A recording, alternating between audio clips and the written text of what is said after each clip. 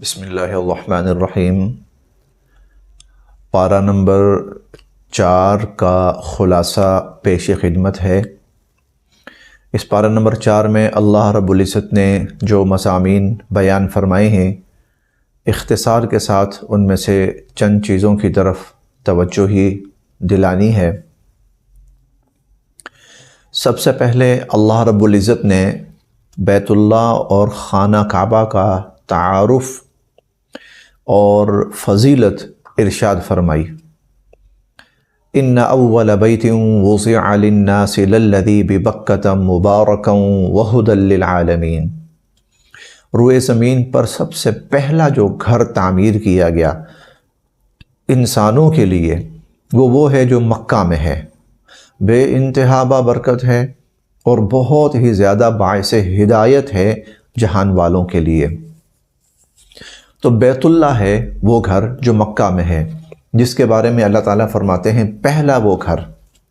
اب سوال یہ ہے کہ پہلے سے مراد عبادت کے لیے پہلا ہے یا تعمیر کے لیے، رہائش کے لیے پہلا ہے؟ تو محدثین بلکہ مفسرین کرام فرماتے ہیں کہ دونوں اعتبار سے بیت اللہ روئے زمین کا سب سے پہلا گھر ہے، عبادت کے لیے بھی اور ویسے بھی عمارت کے اعتبار سے بھی پہلا ہی گھر تھا جو روئے زمین پر بنا، اور اس کے بعد انسانوں نے اپنے لیے گھروں کی تعمیر شروع کی۔ تو اسی لیے قرآن کریم کے اندر ہی بیت اللہ کو البیت العتیق بھی کہا جاتا ہے، اور عتیق کا مطلب ہے سب سے پرانا گھر۔ تو انتہائی قدیم ترین سب سے تاریخی جو گھر ہے وہ بیت اللہ ہے، اور سب سے زیادہ عظمت اور برکت والی جو جگہ ہے وہ بیت اللہ ہے۔ اللہ تعالیٰ فرماتے ہیں کہ فیہ آیات بینات مقام ابراہیم، اس کے اندر اللہ رب العزت کی قدرت کی بڑی نشانیاں ہیں، اور ان میں سے ایک مقام ابراہیم بھی ہے۔ مقام ابراہیم از خود ہی اللہ کی قدرت کی ایک نشانی ہے، اور جہاں اللہ کی قدرت کی نشانی ہے وہاں اللہ کے ایک انتہائی نیک بندے سیدنا حضرت ابراہیم خلیل اللہ علیہ السلام، جن کو اللہ رب العزت نے ایک دفعہ پھر بیت اللہ کی تعمیر کا شرف عطا فرمایا تھا، ان کا معجزہ بھی ہے۔ دراصل مقام ابراہیم سے مراد ہے حضرت ابراہیم علیہ السلام کے کھڑے ہونے کی جگہ۔ ایک پتھر تھا جس کے اوپر کھڑے ہوتے تھے اور کھڑے ہو کر خانہ کعبہ کی تعمیر فرماتے تھے۔ تو جب تعمیر اوپر کی طرف جانا شروع ہوئی تو اللہ رب العزت کی طرف سے معجزانہ طور پر یہ پتھر بھی اوپر جاتا۔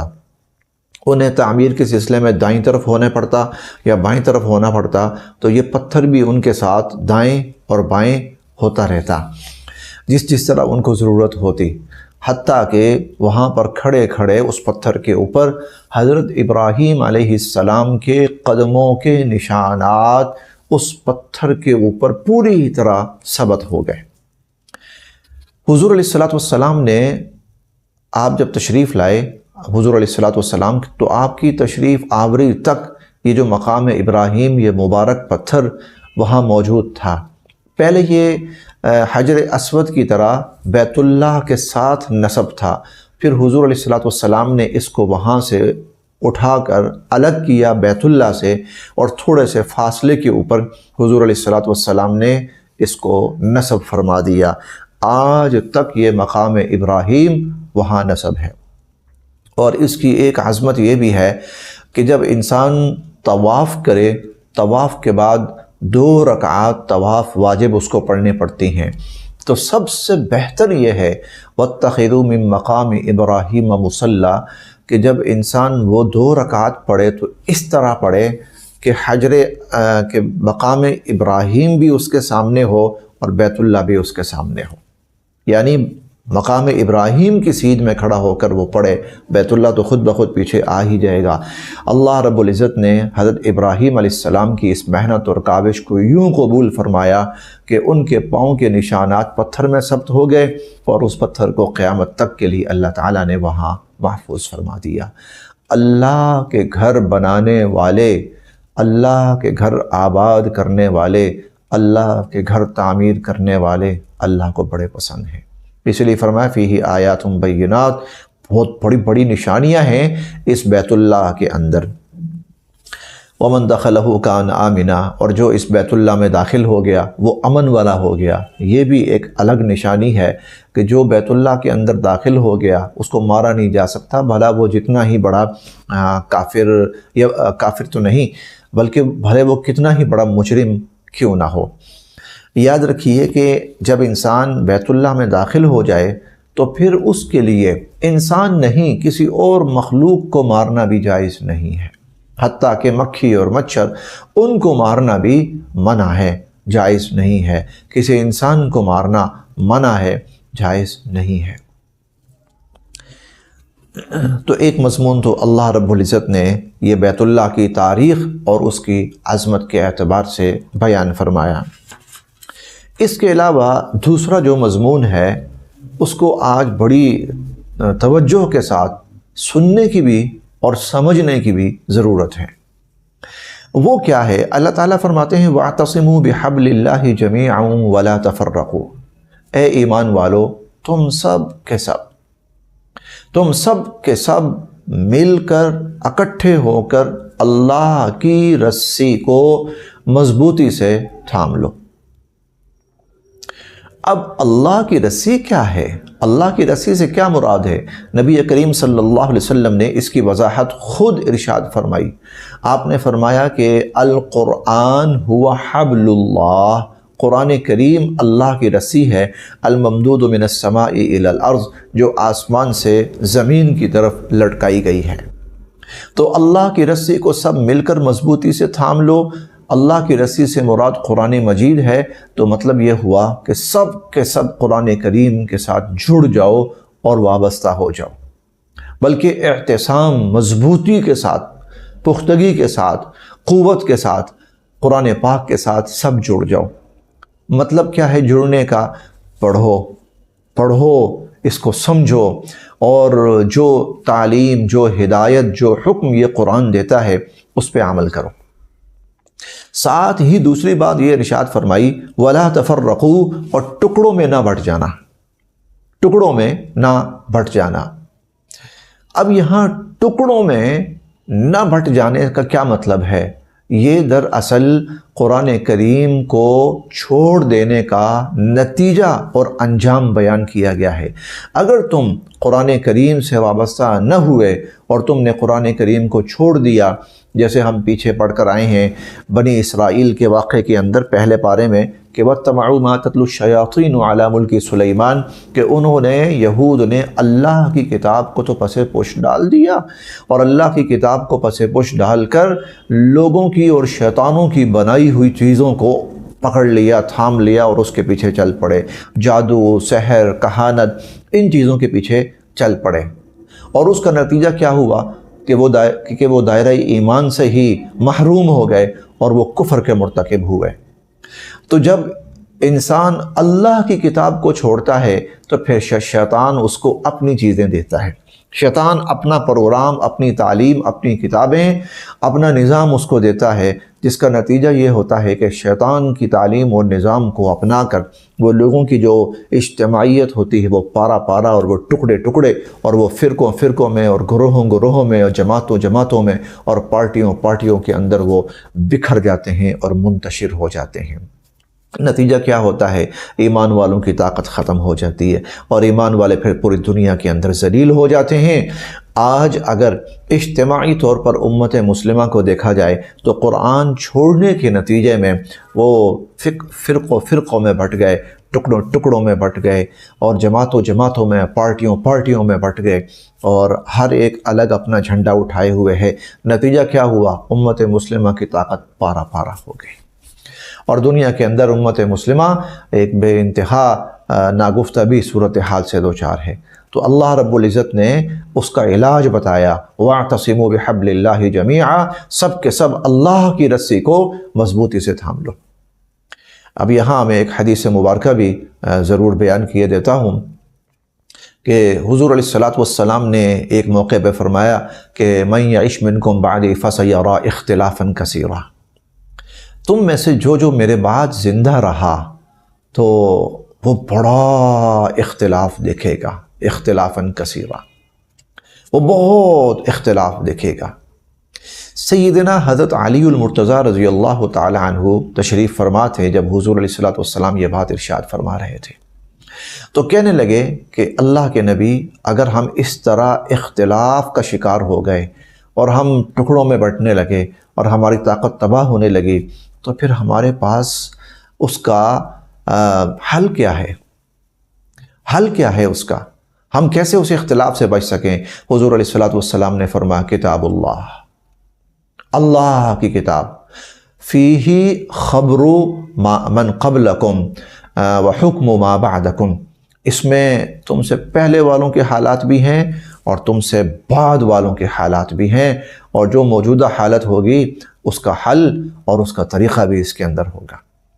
تو وَاعْتَصِمُوا بِحَبْلِ اللَّهِ جَمِيعًا، اے ایمان والو سب کے سب اللہ کی رسی کو مضبوطی سے تھام لو، یعنی قرآن پڑھو، یعنی قرآن سے جڑو، یعنی قرآن سمجھو، یعنی قرآن کی تعلیمات پہ عمل کرو، اور یعنی اپنے معاشرے کے اندر قرآن کی تعلیمات کو لاگو کرو، پھر اللہ کی رحمتیں اور برکتیں اور اللہ کے عنایات انسانوں پر نازل ہوتی ہیں۔ بہت بڑا مضمون جو اس چوتھے بارے میں اللہ رب العزت نے بیان فرمایا۔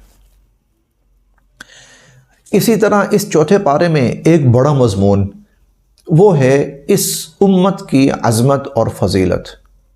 امت سے مراد جو لوگ نبی کریم صلی اللہ علیہ وسلم پر ایمان لائے، سیدنا حضرت ابو بکر صدیق رضی اللہ تعالی عنہ پہلے فرد ہیں، ان سے لے کر قیامت تک جتنے لوگ حضور علیہ الصلوۃ والسلام پر ایمان لائیں گے، آپ کو اللہ کا نبی اور رسول اور آخری نبی اور رسول تسلیم کریں گے، وہ سب کے سب ایک امت ہیں۔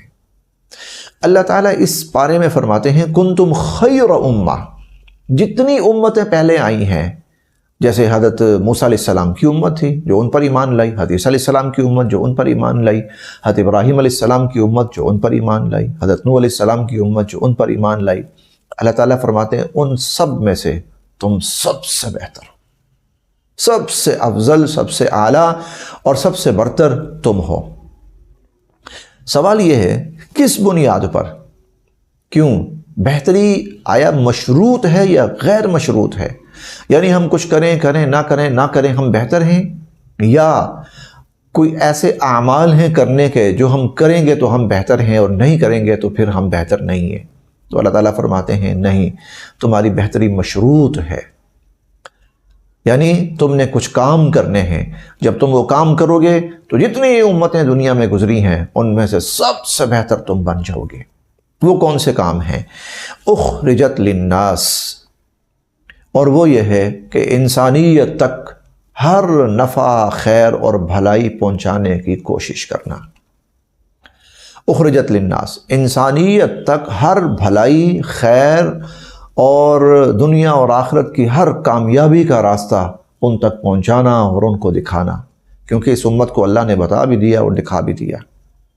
تأمرون بالمعروف، امر بالمعروف کرنا ہے، وتنہون عن المنکر، نہی عن المنکر کرنا ہے، وتؤمنون باللہ، اللہ پر ایمان رکھنا ہے۔ یہاں اس خیر اور بہتری کی 4 بنیادیں بتائی گئیں۔ نمبر 1 اللہ پر ایمان، نمبر 2 امر بالمعروف۔ امر بالمعروف کا مطلب کیا ہے؟ نیکی، خیر، بھلائی، اس کو پھیلانے، اس کو رائج کرنے، اس کو غالب کرنے کی ہر کوشش، اس کو امر بالمعروف کہتے ہیں۔ نہی عن المنکر کا مطلب کیا ہے؟ برائی کو اور غلطی کو، برائی کو، گناہوں کو، فسق و فجور کو مٹانے، ختم کرنے اور ان کو نیست و نابود کرنے کی ہر کوشش۔ خیر غالب آ جائے، امر بالمعروف، اور شر اور برائی اور کفر مغلوب ہو جائے، نہی عن المنکر۔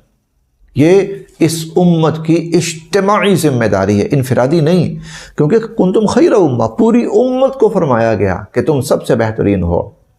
اخرجت للناس، کہ تمہیں لوگوں کے نفع رسانی کے لیے اللہ رب العزت نے دنیا میں بھیجا ہے۔ اب اس نفع رسانی میں سے سب سے بڑا نفع کیا ہے؟ تؤمنون باللہ، کہ تم اللہ پر ایمان لاتے ہو اور تم لوگوں کو بھی اللہ پر ایمان لانے کی دعوت دو کہ وہ بھی لوگ اللہ پر ایمان لائیں۔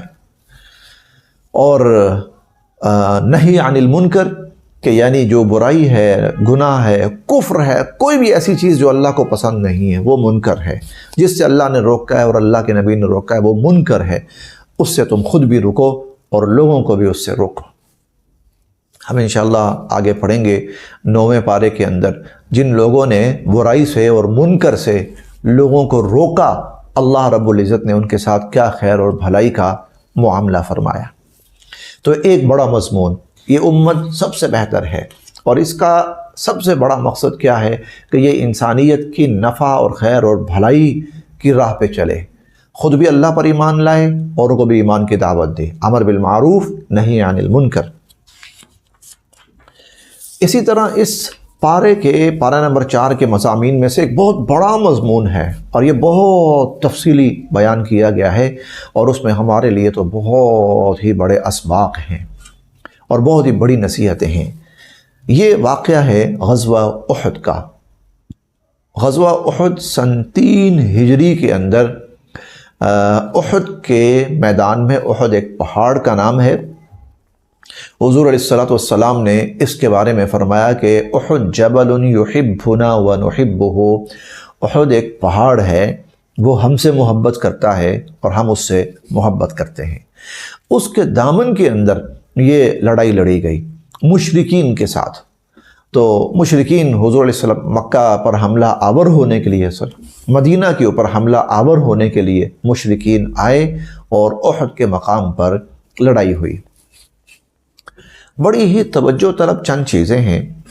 حضور علیہ السلام نے صحابہ کرام کو مختلف جگہوں پر مقرر فرمایا،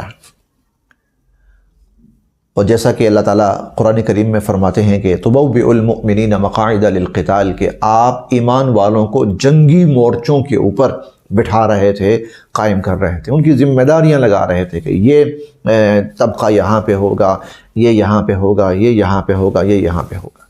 چنانچہ حضور علیہ السلام نے بڑی خوبصورت، بڑی بہترین، بڑی منظم ترتیب قائم فرمائی، اور یہ ایسی ترتیب تھی کہ اس کے ساتھ مسلمان اگر لڑیں گے اللہ کی مدد تو ہوگی ہی ہوگی، اور اسباب کے درجے میں اگر یہ طریقہ، یہ ترتیب اختیار ہوگی تو فتح ملے گی۔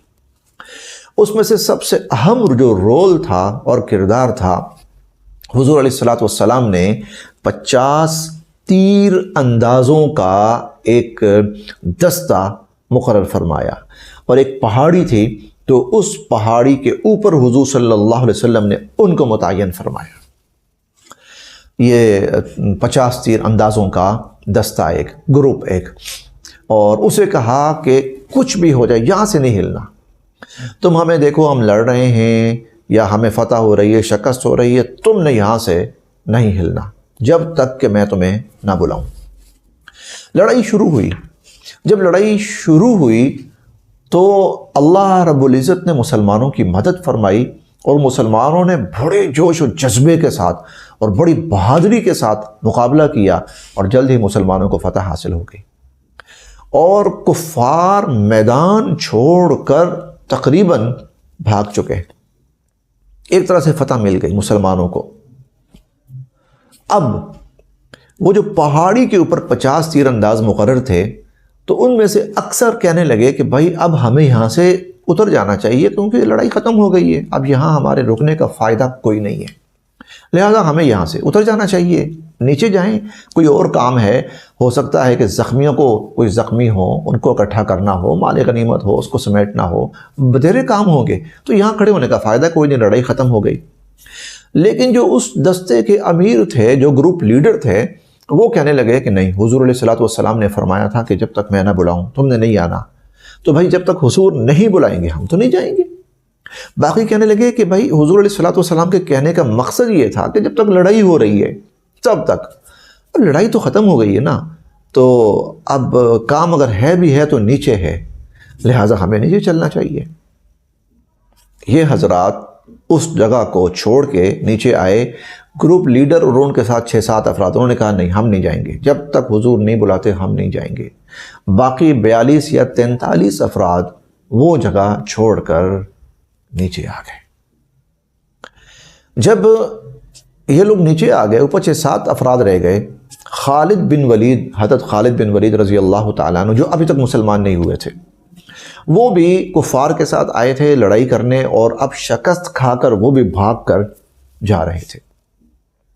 جب وہ اس ٹیلے کے پیچھے سے جا رہے تھے تو ان کی نظر پڑی کہ بڑی اہم جگہ اور مسلمانوں نے چھوڑ دی، اب بھی اگر میں کسی طرح یہاں سے حملہ کروں اور یہ جو چند افراد ہیں اگر میں ان کو یہاں سے ختم کر دوں تو میں مسلمانوں کے پیچھے سے جا کر ان کو بڑا نقصان اب بھی پہنچا سکتا ہوں۔ چنانچہ حضرت خالد بن ولید نے ساتھیوں سے مشورہ کیا اور مشورہ کر کے فوراً اس ٹیلے کے پیچھے سے حملہ آور ہوئے۔ جو چند افراد وہاں موجود تھے 7-8، انہوں نے مقابلہ کرنے کی کوشش کی، تعداد کم تھی، لڑتے ہوئے شہید ہو گئے۔ حضرت خالد بن ولید رضی اللہ تعالی عنہ اب یہاں سے پھر نیچے آئے، مسلمان بے خبر اور یہ سوچ کر کہ لڑائی ختم ہو چکی ہے، یا تو مال غنیمت سمیٹ رہے ہیں، یا شہداء ہیں ان کو دیکھ رہے ہیں، یا جو زخمی ہیں ان کو دیکھ رہے ہیں، یکدم پیچھے سے عقب سے حملہ کیا حضرت خالد بن ولید رضی اللہ تعالی عنہ نے۔ اچھا، جب حملہ ہوا تو ایک دفعہ پھر وہ میدان سج گیا۔ اس وقت جب یہ اچانک افتاد پڑی اور حملہ ہوا تو صحابہ کرام ذہنی طور پر چونکہ وہ تو سمجھ رہے تھے کہ ہم جیت چکے ہیں، فتح ہو چکی ہے، دشمن بھاگ چکا ہے، ایک دم گھبرا گئے۔ اور اس طرح گھبرائے، بلکہ ہوا اس طرح کہ ان پہ حملہ ہوتے دیکھ کر کفار جو پلٹ چکے تھے، جا چکے تھے، ان کے بھی بہت سارے لوگ واپس پلٹے کہ شاید کوئی اور مڑ بھیڑ شروع ہو گئی ہے۔ اب ادھر سے خالد بن ولید، ادھر سے بقیہ کفار، تو مسلمان جو تھے وہ گھبرا اٹھے اور اس گھبراہٹ میں مسلمانوں کے قدم ڈگمگا گئے۔ ایسا بھی ہوا کہ کئی صحابہ کرام اس وقت یوں سمجھے کہ جان چھوڑ کر جہاں جس کا منہ اٹھا وہ چل پڑے۔ پھر ایک افواہ مشہور ہوئی، افواہ یہ مشہور ہوئی کہ حضور صلی اللہ علیہ وسلم شہید ہو گئے۔ کفار نے یہ افواہ پھیلائی کہ ہم نے حضور علیہ السلام کو شہید کر دیا۔ ہوا یہ تھا کہ انہوں نے حملہ کیا اور اس حملے میں حضور علیہ السلام کافی زخمی ہو گئے۔ آپ چونکہ زخمی ہو کے گرے تو گرنے سے کفار کو یہ لگا کہ لے بھی حضور علیہ السلام بھی شہید ہو گئے ہیں، آپ بھی دنیا میں نہیں رہے۔ انہوں نے فتح کا اعلان کیا کہ حضور علیہ السلام کو بھی ہم نے علیہ باللہ ثم علیہ باللہ شہید کر دیا۔ یہ سوچ کر تو مسلمانوں کی رہی صحیح ہمت بھی ختم ہو گئی اور مسلمانوں نے ایک طرح سے ہتھیار ڈال دیے، ہتھیار نہیں ڈال دیے، ہمت ہی ختم ہو گئی مسلمانوں کی، اور حوصلہ ہی ٹوٹ گیا ایک دم کہ حضور چلے گئے تو اس کے بعد کیا ہے، اب اگر کوئی ہمیں مارتا ہے تو مار دے۔ کچھ وقت تک کفار یوں میدان میں رہے غالب، اور مسلمانوں پہ انہوں نے حملے کیے۔ حضور علیہ السلام کھڑے ہو گئے، کھڑے ہو کر آپ نے پھر اعلان فرمایا اور ارد گرد جو صحابہ تھے ان سے کہا، اعلان کرو بھائی، میں حیات ہوں، میں زندہ ہوں، میں موجود ہوں، میں زندہ ہوں۔ یہ جب آواز اٹھی ہے کہ حضور علیہ السلام حیات ہیں اور آپ کی آواز بھی صحابہ تک پہنچی تو یکدم ایک کرنٹ دوڑا صحابہ کے اندر، او حضور ہیں۔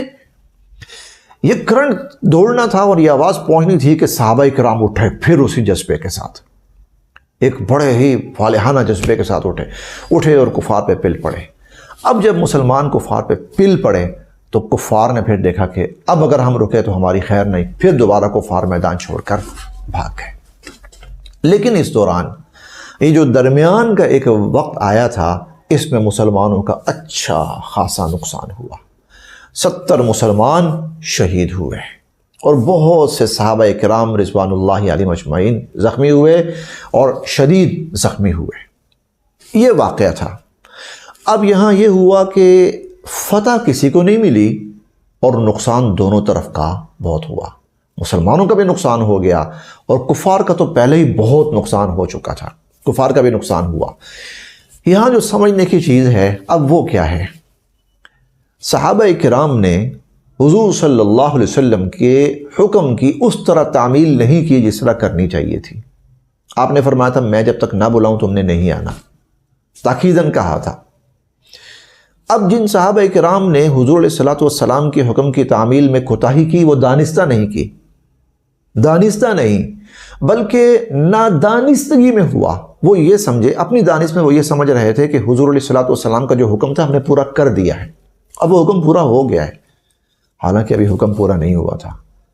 نادانستگی میں حضور صلی اللہ علیہ وسلم کے حکم کی تعمیل میں کوتاہی ہوئی۔ ارادہ نہیں تھا کسی صحابی کا، نہ میدان چھوڑ کر بھاگنے کا کسی کا ارادہ تھا، اور نہ ہی حضور علیہ الصلوۃ والسلام کی دانستہ بے ادبی یا آپ کے حکم کی نافرمانی کا کوئی کسی کا جذبہ تھا، کچھ بھی نہیں تھا۔ وہ یہ سمجھے کہ ہم نے حضور علیہ الصلوۃ والسلام کے حکم کی تعمیل کر لی ہے پوری، جبکہ نادانستگی میں حضور کے حکم کی تعمیل میں کوتاہی ہو گئی۔ اب دیکھیے قرآن اتر رہا ہے، حضور علیہ الصلوۃ والسلام موجود ہیں، خیر القرون سب سے بہترین زمانہ چل رہا ہے، صحابہ کرام کی جماعت جن پر قرآن اتر رہا ہے، جن کے ایمانوں کی اور جن کی نیکیوں اور جن کی عبادات اور جن کے تقوی کی اللہ گواہی دے رہے ہیں، حضور موجود، قرآن اتر رہا ہے، مدینہ کی سرزمین ہے اور وحی کا نزول ہو رہا ہے، معجزات کا ظہور ہو رہا ہے۔ حضور علیہ الصلوۃ والسلام کا ایک حکم، اس کی تعمیل میں نادانستہ کوتاہی ہوئی، اللہ کی رحمت اور مدد واپس چلی گئی۔ مسلمان نفع حاصل کرتے کرتے، فتح حاصل کرتے کرتے شدید نقصان سے دوچار ہو گئے۔ یہ ہے سبق سب سے بڑا۔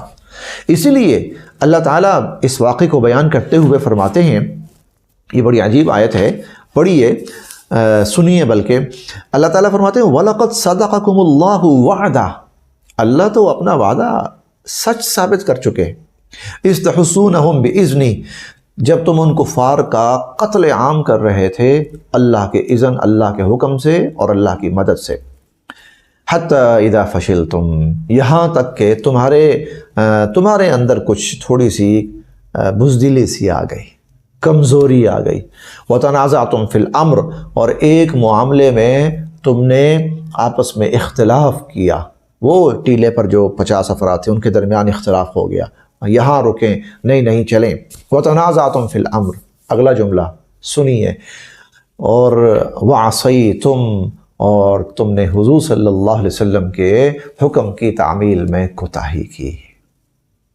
مِن بَعْدِ مَا أَرَاكُمْ مَا تُحِبُّونَ، حالانکہ اللہ تعالیٰ تمہیں تمہاری پسندیدہ چیز یعنی فتح تمہیں دکھا چکے تھے، اللہ تعالیٰ تمہاری پسندیدہ چیز فتح تمہیں دکھا چکے تھے، من بعد ما اراکم ما تحبون۔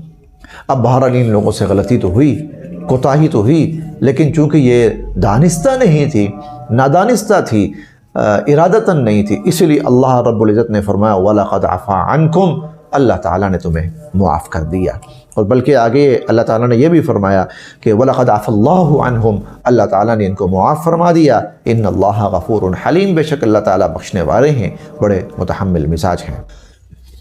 اسی طرح اس پارہ نمبر 4 کے مضامین میں سے ایک مضمون یہ بھی ہے کہ اللہ رب العزت نے عموماً مطلقاً شہداء کا اور خصوصاً شہداء احد کا مقام اور مرتبہ بیان فرمایا۔ وہ اس طرح کے مسلمان اس میں چونکہ شہید ہوئے، اور جو مسلمان شہید ہوئے ان کے اہل خانہ بڑے پریشان رہتے تھے، غمزدہ رہتے تھے، اور بعض صحابہ کرام ایسے بھی تھے کہ جن کا کفار نے مسلح کر دیا تھا، یعنی ان کی لاش کے ٹکڑے ٹکڑے کر دیے تھے، تو مسلمان ان شہداء کے بارے میں بڑے غمزدہ رہتے تھے۔ تو ان شہداء نے اللہ رب العزت سے گزارش کی، یا باری تعالیٰ ہم تو بڑے امن میں ہیں، سکون میں ہیں، خوشی میں ہیں، راحت میں ہیں، لیکن ہمارے اہل خانہ پیچھے پریشان ہیں، تو ہم چاہتے ہیں کہ اگر کسی طرح ان کو تسلی ہو جائے، وہ ہماری طرف سے مطمئن ہو جائیں کہ ہم بڑے اچھے حالوں میں ہیں۔ تو اللہ رب العزت نے ان کی تسلی کے لیے بھی، اور جو دنیا میں مسلمان غمزدہ تھے ان کی تسلی کے لیے بھی اس بارے میں ایک عجیب مضمون نازل فرمایا۔ فرمایا وَلَا تَحْسَبَنَّ الَّذِينَ قُتِلُوا فِي سَبِيلِ اللَّهِ أَمْوَاتًا، جو لوگ اللہ کی راہ میں شہید کیے گئے ہیں، زبان سے کہنا تو درکنار، اپنے خیال اور تصور میں بھی ان کو مردہ نہ سمجھو، بل احیاء عند ربهم يرزقون، بلکہ وہ تو زندہ ہیں اور وہ اپنے رب کے ہاں رزق پا رہے ہیں، کھا پی رہے ہیں۔ فرحین بما آتاہم اللہ من فضلی، اللہ نے ان کو اپنی فضل سے جو کچھ عنایت کیا ہے وہ اس پر بڑے خوش ہیں۔ وَيَسْتَبْشِرُونَ بِالَّذِينَ لَمْ يَلْحَقُوا بِهِم مِّنْ خَلْفِهِمْ أَلَّا خَوْفٌ عَلَيْهِمْ وَلَا هُمْ يَحْزَنُونَ، اور بلکہ وہ تو یہ چاہتے ہیں کہ جو ایمان والے دنیا میں ہیں یہ بھی ایمان پر قائم رہیں، نیک اعمال پر قائم رہیں، اعمال صالحہ کرتے رہیں۔ تو اگر یہ اس حالت میں دنیا سے گئے کہ یہ ایمان اور اعمال صالحہ میں سے ہوں گے تو لا خوف علیہم ولا هم یحزنون، تو یہ بھی ہر قسم کے ڈر اور خوف سے محفوظ ہوں گے۔ فرحین بما آتاہم اللہ من فضلہ ویستبشرون بالذین لم یلحقوا بہم من خلفہم، تو اللہ رب العزت نے ان دنیا والوں کو بتایا بھائی وہ تو بڑے خوش ہیں، اللہ ان کو رزق دے رہے ہیں اور وہ اللہ کے رزق سے فیض یاب ہو رہے ہیں۔ بلکہ ایک حدیث مبارکہ میں حضور صلی اللہ علیہ وسلم نے اس کی مزید تفصیل ارشاد فرمائی، اور آپ نے فرمایا کہ جو شہداء احد تھے وہ خصوصاً اور عموماً جو بھی شہداء ہوتے ہیں جب دنیا سے وہ شہید ہو جاتے ہیں تو اللہ پاک ان کی جو روحیں ہیں ان کی روحوں کو سبز رنگ کے پرندوں میں منتقل فرما دیتے ہیں، اور وہ پرندے جنت میں اڑتے رہتے ہیں، جنت کے محلات، جنت کے باغات، جنت کی نہریں، وہ اڑتے رہتے ہیں، کھاتے پیتے رہتے ہیں، اور یہ جو جنتی ہیں ان کی ارواحیں جنت کی نعمتوں اور جنت کے نظاروں سے مستفید ہوتی رہتی ہیں اور خوش ہوتی رہتی ہیں۔ اور پھر جب وہ پرندے تھک جاتے ہیں یا ان کی ارواح اگر وہ تھکاوٹ یا آرام محسوس کریں تو اللہ کے عرش کے نیچے کچھ قندیلیں لٹک رہی ہیں، تو پھر یہ جو روحیں ہوتی ہیں یہ اللہ کے عرش کے نیچے ان قندیلوں میں آ کر آرام فرما ہو جاتی ہیں۔ تو جو اللہ کی راہ میں شہید ہو جائے اللہ پاک اس کا کتنا اعزاز اور اکرام فرماتے ہیں۔ اسی طرح اس پارے کے مضامین میں سے ایک بڑا اہم مضمون ہے، اللہ رب العزت نے بخل سے منع فرمایا ہے۔ بخل کیا ہے؟ پہلے آیت بھی سماعت فرما لیں۔ وَلَا يَحْسَبَنَّ الَّذِينَ يَبْخَلُونَ بِمَا آتَاهُمُ اللَّهُ مِنْ فَضْلِهِ هُوَ خَيْرًا لَهُمْ بَلْ هُوَ شَرٌّ لَهُمْ، جو لوگ بخل کر رہے ہیں اور بخل بھی اس میں کر رہے ہیں جو ان کو اللہ نے دیا ہے اپنے فضل سے، تو یہ نہ سمجھے کہ بخل کر کے چار پیسے جو بچا رہے ہیں تو یہ ان کے حق میں کوئی بہتر ہے، بل هو شر لهم، بلکہ یہ ان کے حق میں بہت برا ہے۔ سَيُطَوَّقُونَ مَا بَخِلُوا بِهِ يَوْمَ الْقِيَامَةِ، قیامت والے دن ان کا جو بخل ہے وہ طوق بنا کر ان کی گردنوں میں ڈالا جائے گا۔ وَلِلَّهِ مِيرَاثُ السَّمَاوَاتِ وَالْأَرْضِ، آسمان و زمینوں کا وارث اور مالک تو اللہ ہے۔ بخل کی مذمت بیان کی گئی۔ بخل کسے کہتے ہیں؟ شرعاً، شرعی اصطلاح میں بخل کہتے ہیں جن جگہوں پر اللہ رب العزت نے یا اللہ کے رسول صلی اللہ علیہ وسلم نے مال خرچ کرنے کا حکم دیا ہے، وہاں مال خرچ کرنے سے بخل کرنا اور مال خرچ نہ کرنا، جیسے زکوٰۃ ہے، جیسے صدقۃ الفطر ہے، جیسے قربانی ہے، جیسے حج فرض ہو جائے تو حج ہے۔ یہ جو ہے اس طرح کی جو چیزیں جن کا اللہ نے حکم دیا مال خرچ کرو، جو ان جگہوں پر مال خرچ نہیں کرتا اسے کہا جاتا ہے بخل۔ اب اللہ تعالیٰ یہاں پر فرما رہے ہیں کہ جو بخل کر رہے ہیں وہ یہ نہ سمجھے کہ وہ بڑا اچھا کر رہے ہیں، اتنا مال بچا لیا، ہزاروں کی تعداد میں یا لاکھوں کی تعداد میں۔ سَيُطَوَّقُونَ مَا بَخِلُوا بِهِ يَوْمَ الْقِيَامَةِ، قیامت والے دن ان کا بخل کر کے بچایا ہوا مال طوق بنا کر ان کی گردنوں میں ڈالا جائے گا۔ اللہ تعالیٰ نے قرآن کریم میں کئی جگہوں پر زکوٰۃ ادا نہ کرنے والے جو ہیں ان کی سزا بیان فرمائی ہے۔ اللہ تعالیٰ نے قرآن کریم میں اور حضور علیہ الصلوۃ نے حدیث مبارکہ میں اختصار کے ساتھ ایک دو مثالیں آپ کے سامنے عرض کرتا ہوں۔ حضور علیہ الصلوۃ فرماتے ہیں کہ جس شخص کے پاس مال تھا اور اس مال کی زکوٰۃ اس پر فرض تھی اور اس نے ادا نہیں کی، قیامت والے دن اس کا وہ مال ایک کالے سیاہ سانپ کی شکل میں تبدیل کر دیا جائے گا، اور وہ سانپ اس درجے زہریلا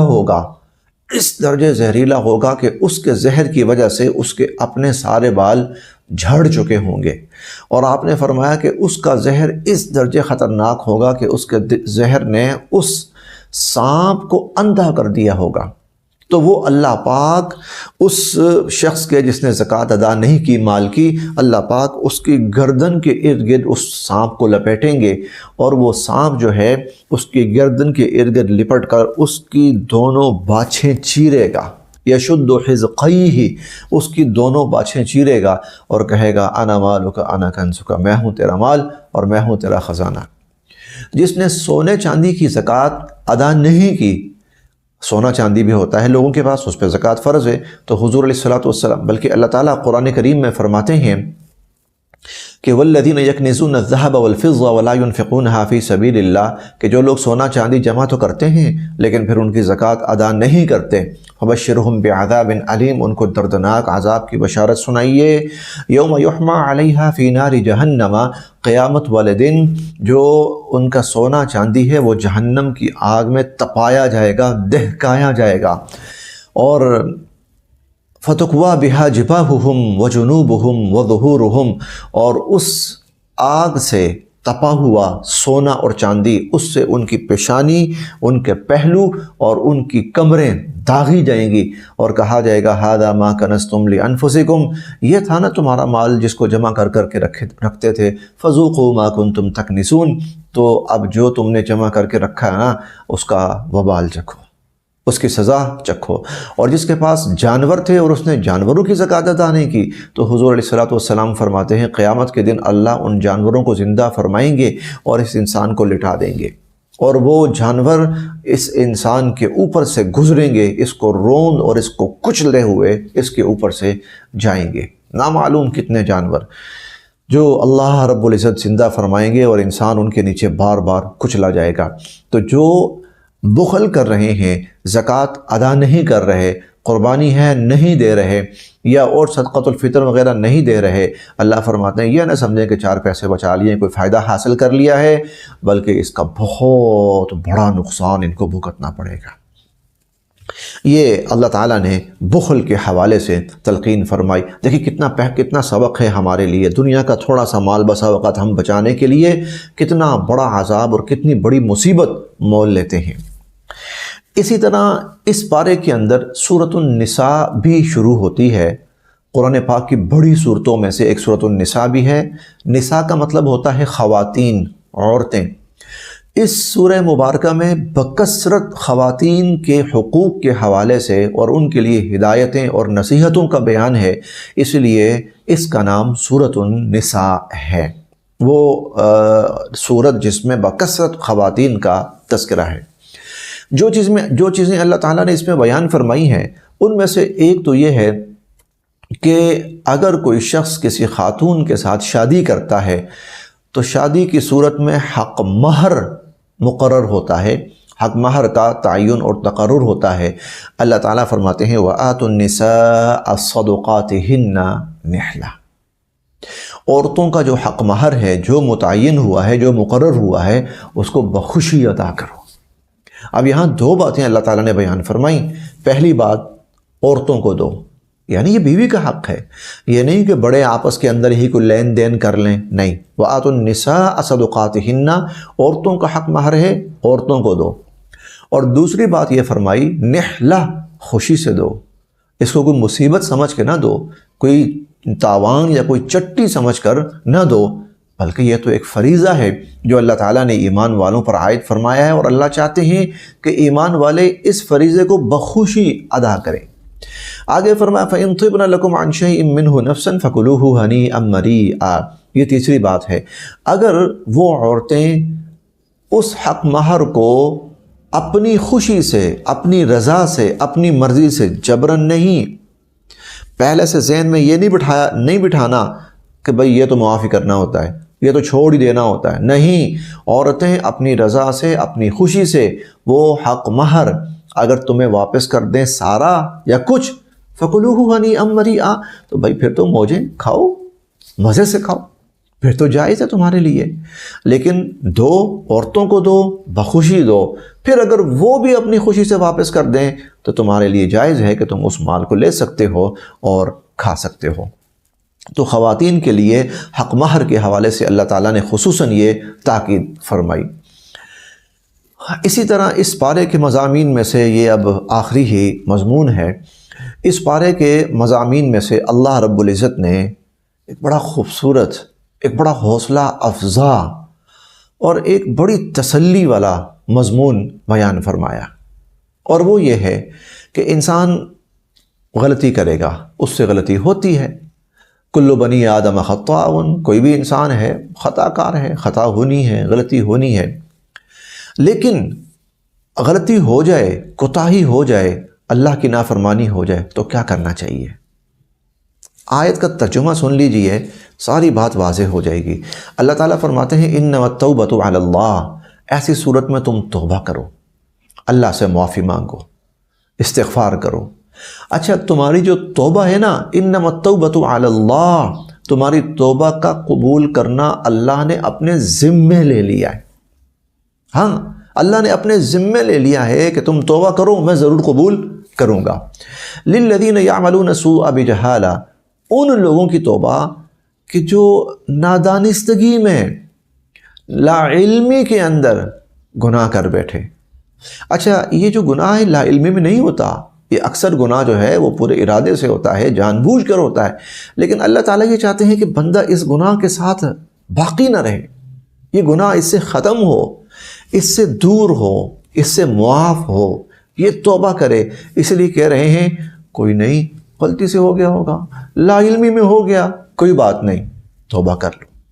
انما التوبۃ علی اللہ، تو تمہاری توبہ قبول کرنا اللہ کے ذمے ہے۔ للذین یعملون السوء بجہالہ، ان لوگوں کی توبہ جو نادانستگی میں کوئی گناہ کر بیٹھے، ثم یتوبون من قریب، پھر وہ جلدی توبہ کرتے ہیں۔ یتوبون من قریب، جلدی، یہ نہیں کہ گناہ ہوا تو اچھا بھائی دیکھیں گے، بڑھاپے کے اندر توبہ استغفار ہی کرنا ہے، یا ہم جب حج پہ جائیں گے تو توبہ کر لیں گے، یا رمضان آئے گا تو توبہ کر لیں گے، نہیں۔ ثم یتوبون من قریب، پھر جلدی سے فوراً توبہ کرتے ہیں۔ فاولئک یتوب اللہ علیہم۔ اب اس لفظ کو تھوڑا سا سمجھ لیجئے گا۔ یتوب، اس کا مطلب ہوتا ہے تابہ یتوب متابہ، اس کا مطلب ہوتا ہے اللہ پاک کا بڑی محبت کے ساتھ، بڑی رحمت کے ساتھ، بڑے فضل کے ساتھ بندے کی طرف متوجہ ہونا۔ اللہ پاک کا بڑے فضل کے ساتھ، جیسے نا کبھی کبھار ماں یا باپ اپنے بچے کو دیکھ رہے ہوتے ہیں بڑے پیار سے، میرا پیارا بیٹا، کیسے میری جان کا ٹکڑا، اس طرح دیکھ رہے ہوتے ہیں نا، تو اللہ پاک اس طرح بڑے فضل سے، بڑی رحمت سے اس بندے کی طرف متوجہ ہوتے ہیں۔ فَأُولَئِكَ يَتُوبُ اللَّهُ عَلَيْهِمْ، اللہ، یہ لوگ غلطی ہوئی، فوراً اللہ سے معافی مانگنا شروع کر دی، توبہ کرنی شروع کر دی، اللہ بڑی محبت کے ساتھ، بڑی رحمت کے ساتھ، بڑے فضل کے ساتھ ایسے لوگوں کے اوپر متوجہ ہوتے ہیں، ان کی توبہ قبول فرماتے ہیں۔ وَكَانَ اللَّهُ غَفُورًا رَحِيمًا، اللہ تعالیٰ تو ہیں ہی بخشنے والے، رحم فرمانے والے۔ مضامین تو اور بھی ہیں، اسی پر اکتفا کیا جاتا ہے۔ اللہ پاک ہم سب کے لیے عمل کی راہیں آسان فرمائے۔